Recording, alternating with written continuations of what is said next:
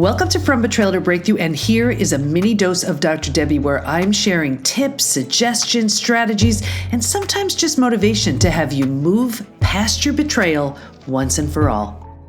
Hi there.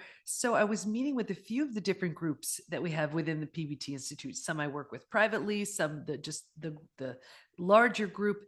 And I was asking them questions about, of course, their betrayal, but also about other relationships that they had in their life, friendships, people they work with. And it really it inspired me to create this episode for you. So what I want to talk about today are your relationships, not necessarily your relationship with the person who betrayed you, but other people in your life.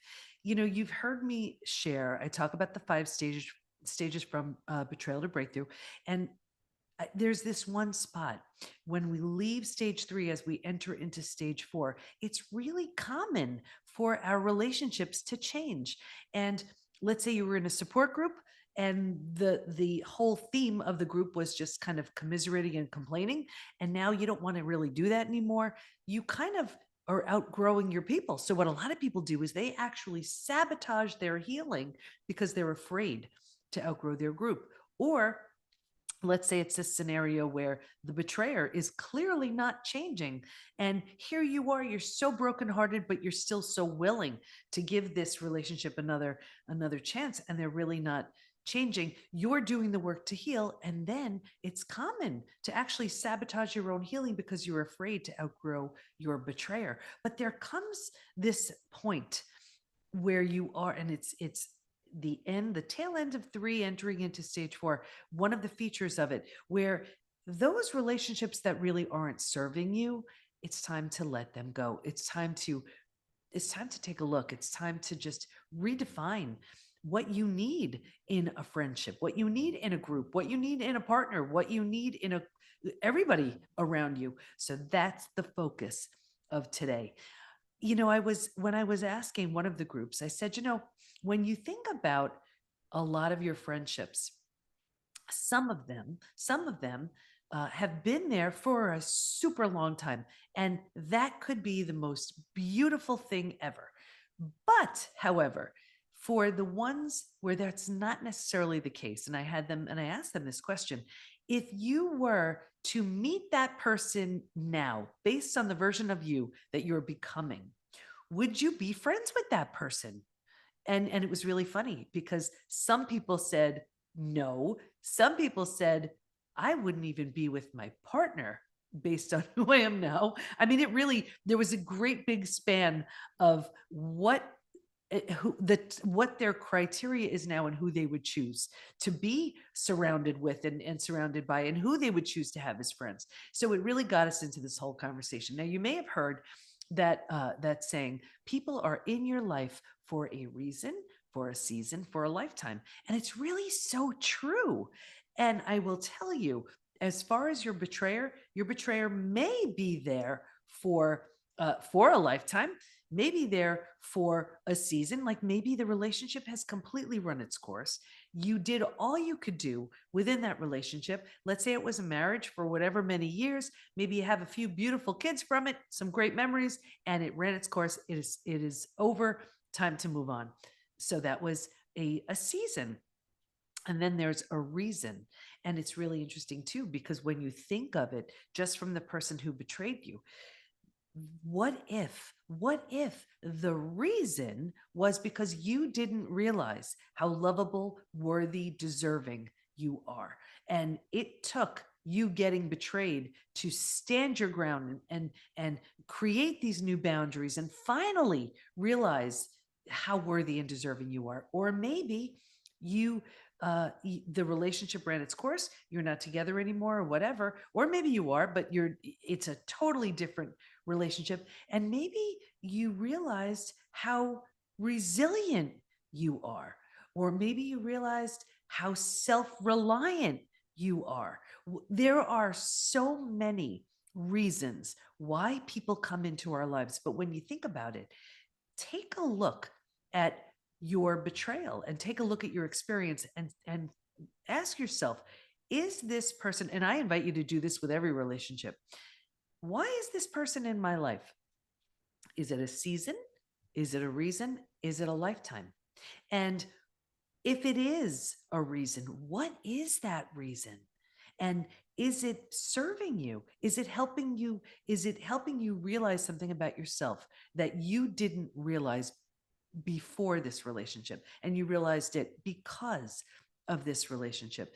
And I think we so often, we're just going about our business and we don't really think about it, but we really need to, as we're growing, redefine these relationships. And here's the thing, it's not them, it's you. And it's you in the best kind of way. You're growing.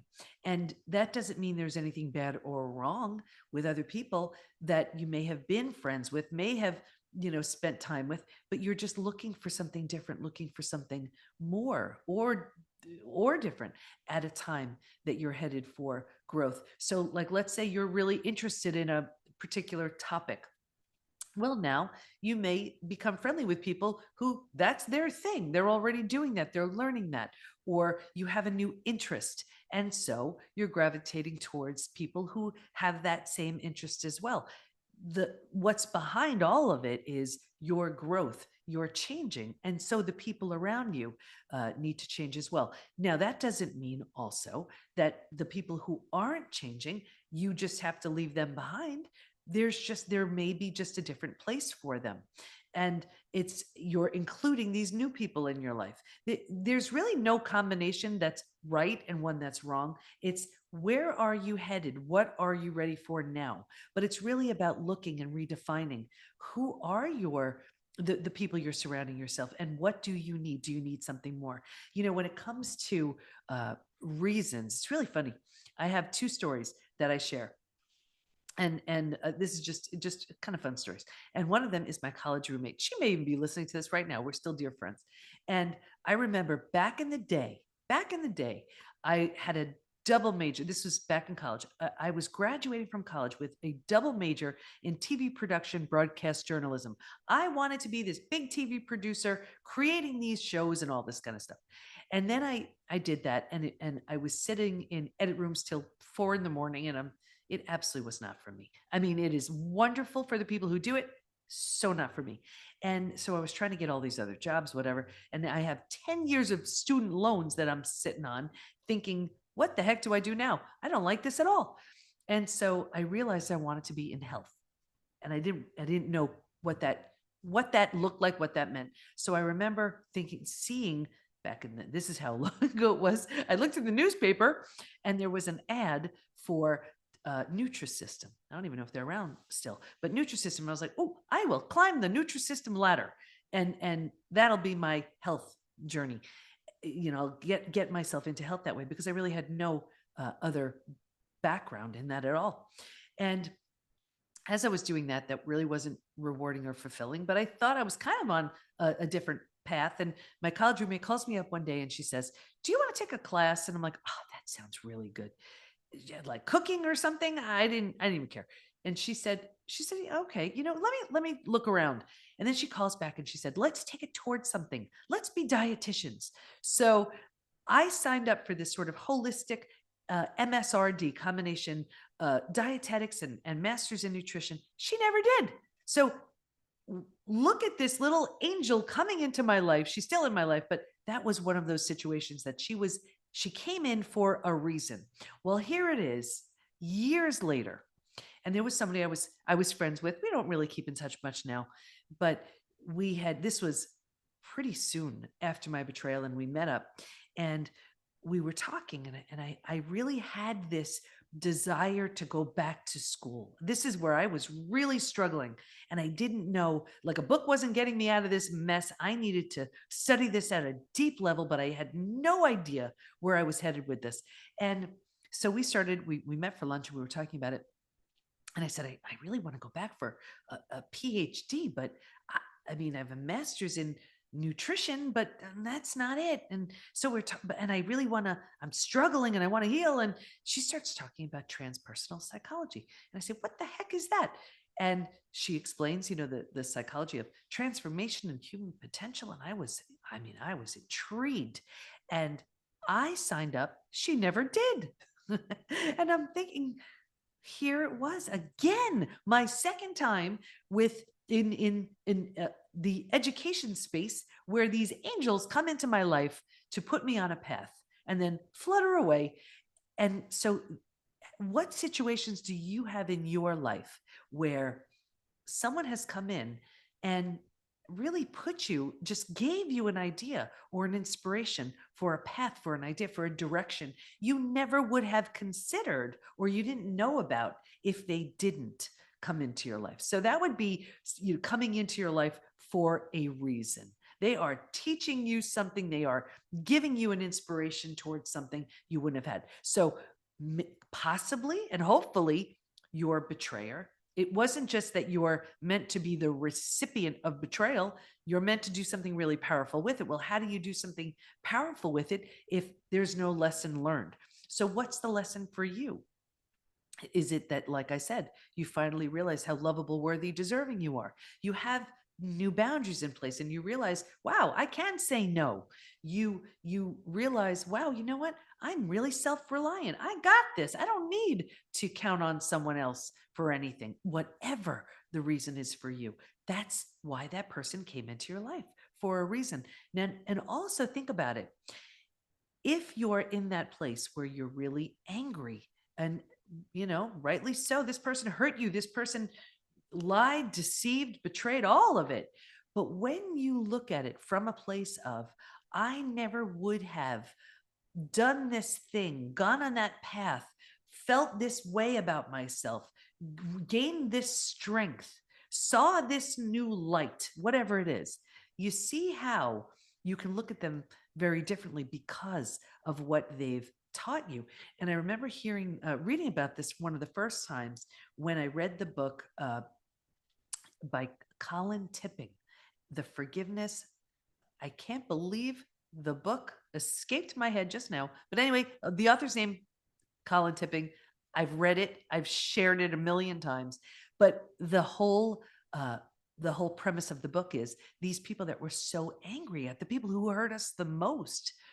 These are our greatest teachers, and we learn so many lessons from them. So is the person, or are your friend, the person who hurt you, your friendships, have they taught you something? Are they in your life for a reason? Take a look at the idea of they were in your life for a season. Take a look at your friendships. Was it the kind of thing you were in a certain phase of life? Maybe you were raising your kids and there was a group that you did all your parent stuff with. And it's funny because there's a group that I raised the kids with, and it was so beautiful. It was such a perfect time to be with these amazing people that I absolutely love and adored. And we sort of raised our kids together. And it was one of those phases of life where it's so magical because that's a hard thing to do alone. And so you have this group to share in these things at a time where you're new at this, or you don't know the best way to do something or whatever, and here are these amazing people going through this right with you. Isn't that great that you can have people to go on a journey with when you're at a particular stage in life? And I remember I was never one of those moms who was really up on the school stuff. I just wasn't. Like, if there was, something going on at school, even parent teacher night, half the time my friends would tell me, or don't you realize school is closed next week? Whoops, thanks for telling me.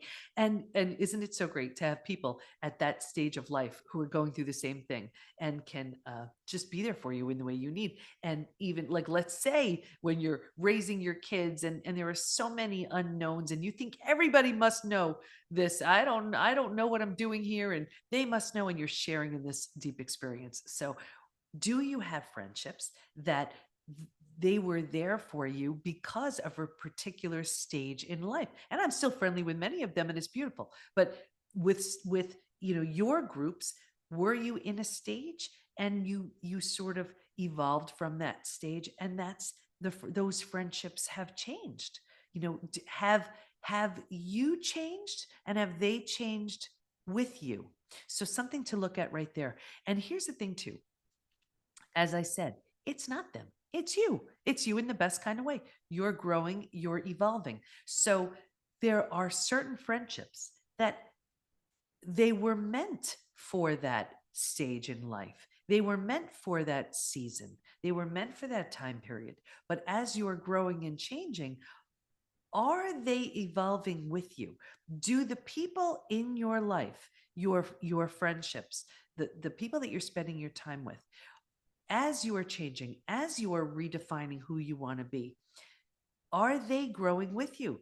And you will find many people, they don't like your changes. They just don't, because they kind of have it all. It was all set up. Everybody knew where they stood. They knew what to expect. And as you grow and change, you're kind of changing the rules. Like maybe you didn't have boundaries in place. So the people around you can just constantly, dump on you, and you'll just say yes, and you'll just do it, and you'll just help and whatever. And of course, sometimes that's totally appropriate. If you have a friend in need, it will be very skewed where you're doing a lot more of the giving and they're doing a lot more of the taking. Having said that, is the relationship always that way? Is that the setup where it only works if you're giving and they're taking? And you come to a point where you want to you reevaluate it, and you say, if the only way this relationship works is if I'm giving and they're taking, what happens if I stop? Now, certain dynamics you may not have an issue with at all. Like, for example, you may have a friend that, or friends you absolutely adore. They're just really bad about making plans, and you're really good about it. So you don't mind that you're the one making the plans or getting everybody together. And that's the setup. That's been the setup. It works. It's totally fine. However, if you feel, well, that's the way it's been, and it's not just that that's not their strength, they're just not willing to put the effort in or whatever, then is it worth changing the dynamic, having that conversation and changing the rules a little bit? I even met with a friend the other day, and she has a business partnership, and it was a certain way for a certain amount of time, and she's grown and the other person didn't grow as much. Well, what happens then? The rules need to change a little bit. She's evolved, one sort of stayed the same, but now it's holding her back. So what do? It's a matter of having that conversation, changing the rules. Is the other person willing to grow, to meet up with who my friend is becoming? We don't know. We have to see. That's what these conversations are for. It's just because something was arranged or a certain way for a certain period of time doesn't mean it's always like that. There's that saying, something like, I always botch up quotes, but something like, the only thing consistent is change. It's really true. We are always changing. And based on who you're becoming, do you have the right people around you to support your growth? It could be something as simple as, it's not simple, but something like this too. Years ago, 27 years ago at this point, my mom passed. And I remember this is when I instituted a little rule for myself, because some friends were there, they were right there. They were so supportive and so helpful and just showed up. And some of them I didn't hear from, just didn't hear from. And the same thing with my betrayal. Some friends were right there, so supportive, so helpful. Some friends I didn't hear from. It was like my betrayal was going to be contagious or something, or they didn't know what to say. They didn't know what to do. So I remember coming up with a little rule for myself, and maybe this helps you. And I remember thinking, I would rather, because I was the recipient of it, and I was like, what would I have wanted? And what I would have wanted was someone to say, I don't even know what in the world to say to you, but I'm here. I love you. I'm here. What do you need? Anything. Or even, I don't know what to say to you. Flubbing on their words. Anything. It just shows they're there. And so when you're growing and evolving, you may realize, I have a lot of people that when I'm in need, they're just nowhere to be found. They don't know what to say. They don't know what to do. So they don't do anything, or they don't show up for me in any kind of way.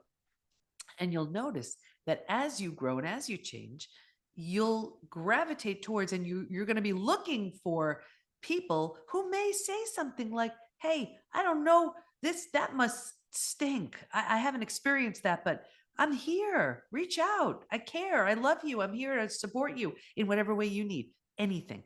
And it's so interesting to find that as you grow, the people around you change. They just do. But if you're so committed to the people that you currently know, you may be really preventing yourself from getting that love, that support, that connection, that understanding that you need and that you so readily give.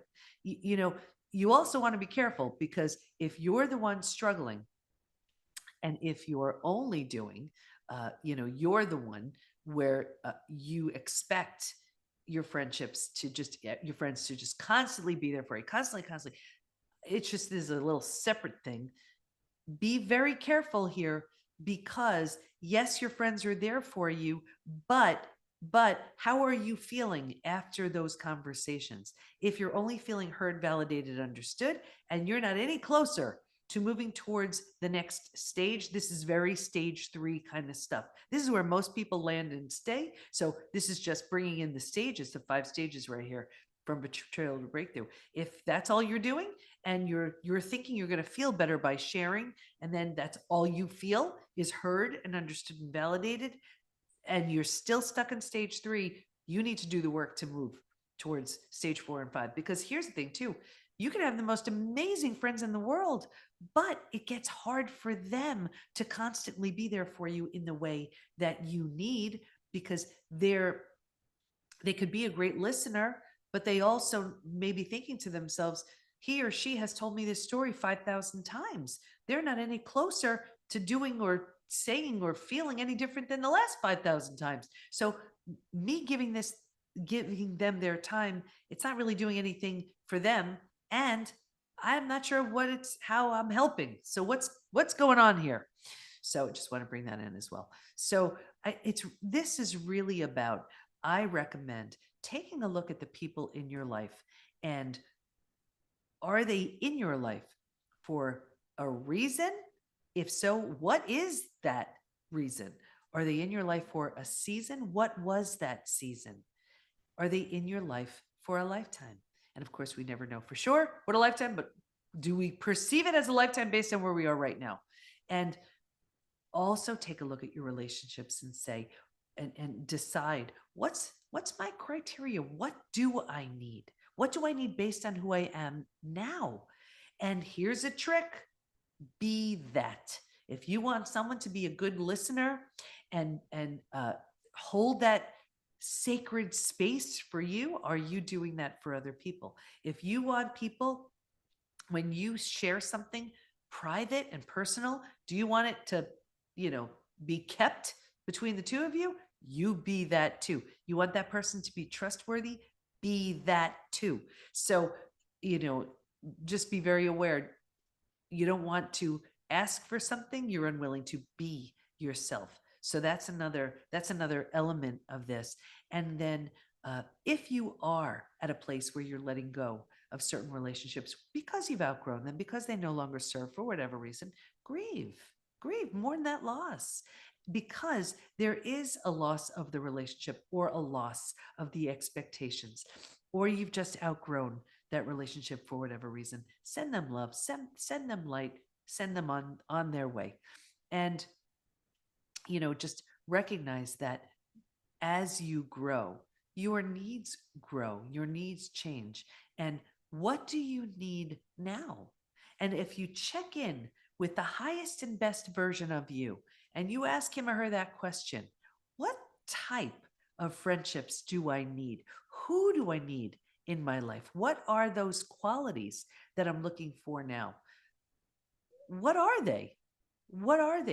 Who is a fit for that? And who am I ready for? And then if you realize, wow, you know what? I need a whole new group of people. That's great too. Where do you find them? Where are they?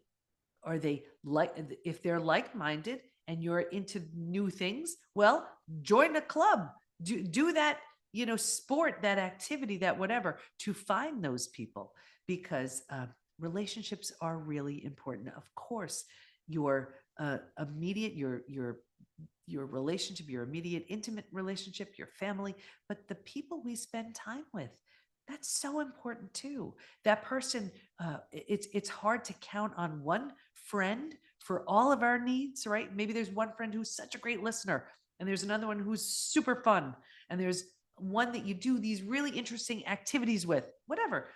It's beautiful to have a bunch of different types of friends to do different things with, but assess the people in your life, and are you ready to let some of them go, have conversations to see if you can take those relationships to the next level based on who you're becoming? Can you just love and respect them for who they are, where they are, and not try to change them, but make sure that you have growth-minded friends so they're growing along with you? What do you need? All of this is around intentionally and deliberately creating this new version of you. And as you create this new version of you, the people around you may change a little bit too. So it's all good, but it's all worth looking at, because we can have amazing relationships that take us to such a beautiful level because we're inspired by who these people are. But if it's people that just drain, deplete us, and hold us back, well, just take a look at what is that doing for you. So love and respect them for who they are, where they are. But is it time to grow? If so, you need those friends who can help take you there. So we covered a lot, but I really recommend do an intake of the people in your life right now. Why are they there? Are they serving what you need them for at this stage of life? Do you need to make some changes to your existing relationships? Can you lovingly let people go? A lot to take a look at and a lot to think about. I hope that helps. See you next time. You need the right tools, support, and the right community to move through the 5 stages from betrayal to breakthrough. And we have all that within the PBT Institute. So join us at the PBT, as in post-betrayal transformation, thepbtinstitute.com. There's a version of you who's so confident, healthy, peaceful, and happy on the other end of your healing. And we can't wait to help you get there. We got you. Thanks for listening. And here's to your breakthrough.